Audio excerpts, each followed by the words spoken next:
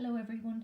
Today I want to talk to you about butterflies because butterflies are another sign of summer. Okay, so we've already talked about the life cycle of a butterfly, but I'm just going to go through it again very quickly. So the adult butterfly lays an egg on a leaf.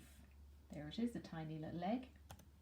Then that egg grows into, or out of that egg comes a caterpillar. And the caterpillar gets bigger and bigger by eating and eating and eating, and it sheds its skin quite a few times before it forms a chrysalis, which is kind of like a cocoon that it lives in until it emerges as an adult butterfly. So I'm not going to talk about that too much because we've learned about that before. Okay, a butterfly is an insect. It has 6 jointed legs and it has 3 body parts. So all insects have 6 legs and 3 body parts. The butterfly has a head, a thorax and an abdomen. It also has 2 antennae and it has 4 wings, 2 to the front and 2 to the back. So the front ones are called the forewings and the back ones are called the hind wings. Now, some of you have asked me before, what is the difference between a butterfly and a moth? Well, the butterfly has antennae and a moth does not. Also, moths come out at night time, whereas butterflies can only be seen during the day. What do butterflies eat? Well, butterflies mostly sip on the nectar from flowers. They'll also sip on the liquid from rotting fruit or even from cow dung. Caterpillars will eat parts of plants like their leaves. Butterflies are very, very important, and that's why we should never catch them or be mean to them, because they help flowering plants to reproduce. So without butterflies, we wouldn't have lots of different plants and flowers.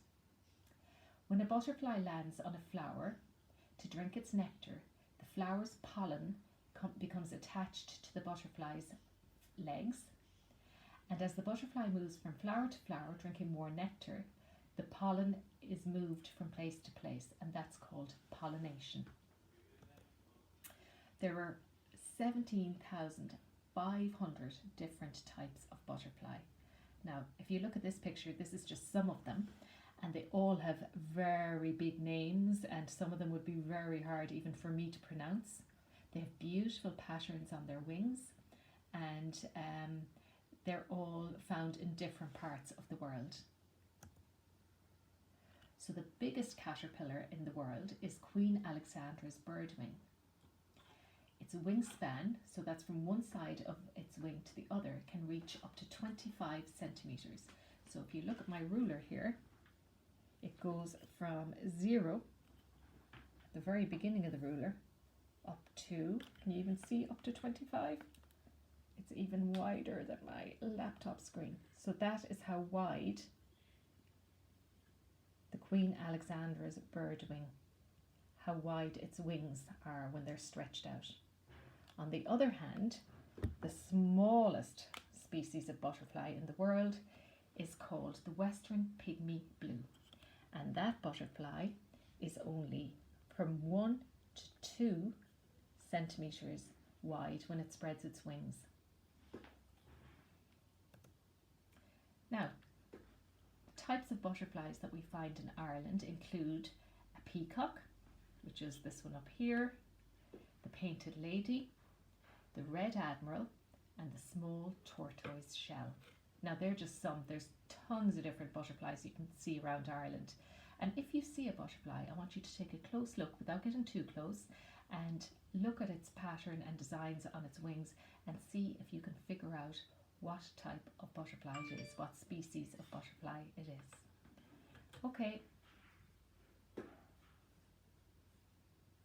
that's it for today.